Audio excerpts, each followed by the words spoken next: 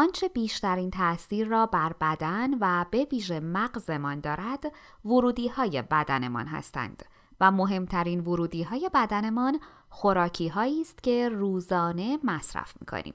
پس بهتر است به آنچه می‌خوریم واقف باشیم. مغز انسان به طور اعجاب‌انگیزی گرسنه است و برای ادامه فعالیت به انرژی زیادی نیاز دارد. مغز انسان بالغ تنها 2% از جرم بدن را تشکیل می‌دهد، اما 20% انرژی دریافتی بدن را مصرف می‌کند.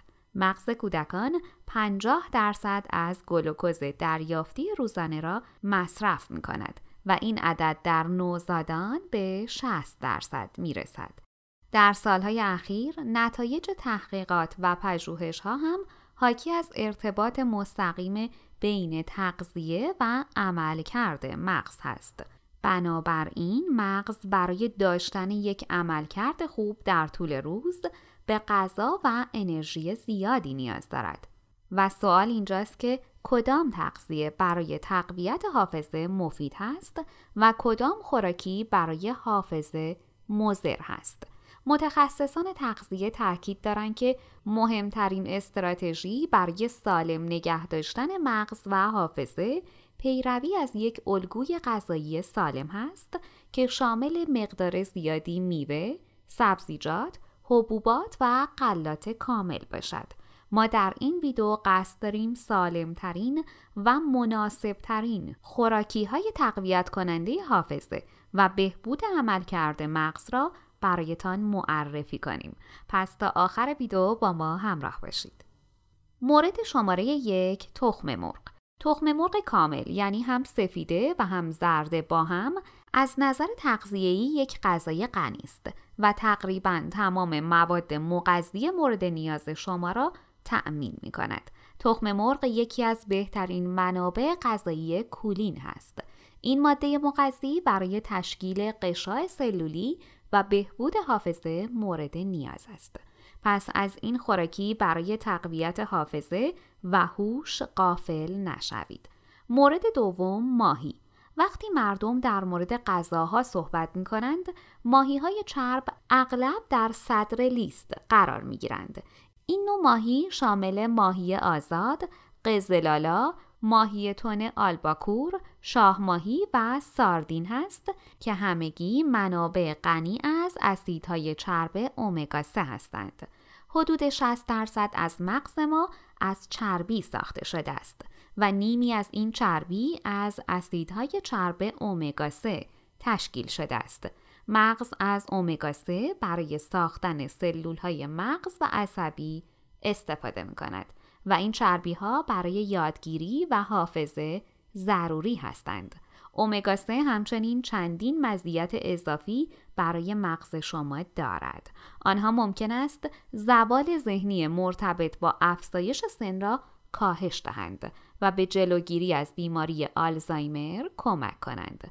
از طرف دیگر دریافت نکردن امگا 3 کافی با اختلالات یادگیری و همچنین افسردگی مرتبط است.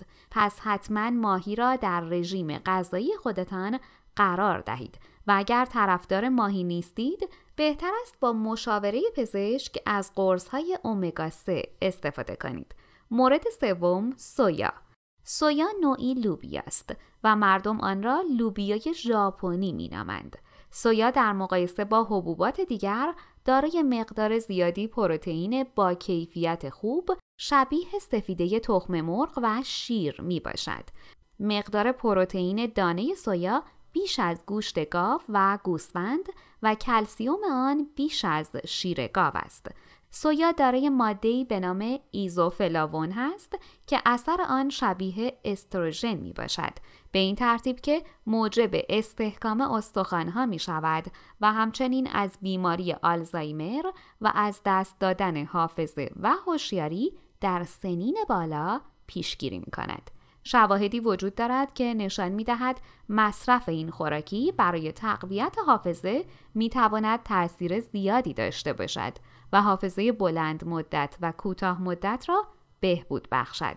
این مطالعه به خوبی تأثیر سویا در بهبود انعطاف پذیری ذهنی زنان و مردان را نشان می‌دهد. اگر تا اینجای ویدیو با ما همراه هستید و از ویدیو خوشتون اومده، ویدیو رو لایک کنید. و اما مورد چهارم، گردو و آجیل. آجیل ها منابع عالی پروتئین و چربی های سالم هستند و به طور خاص گردو می تواند حافظه را بهبود بخشد.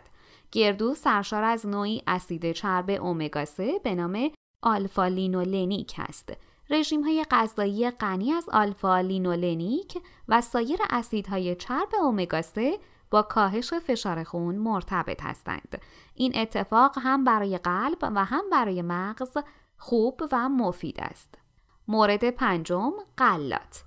یکی از بهترین گزینه‌ها به عنوان تغذیه برای تقویت حافظه غلات است. خوردن غلات کامل و سبوسدار راه دیگری برای بهره‌مندی از اثرات ویتامین ای است، چون این غلات منبع خوبی از ویتامین هستند.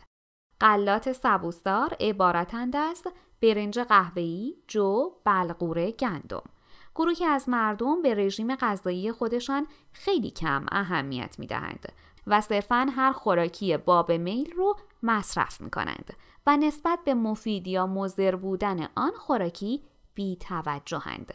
ولی گروه دوم دقیقاً برخلاف گروه اول فکر می‌کنند و ارزش خوراکی را به مفید یا مضر بودن آن می‌سنجند. در کامنت ها برامون بنویسید که شما جزو کدوم گروه هستید. و مورد ششم، سبزیجات برگ سبز.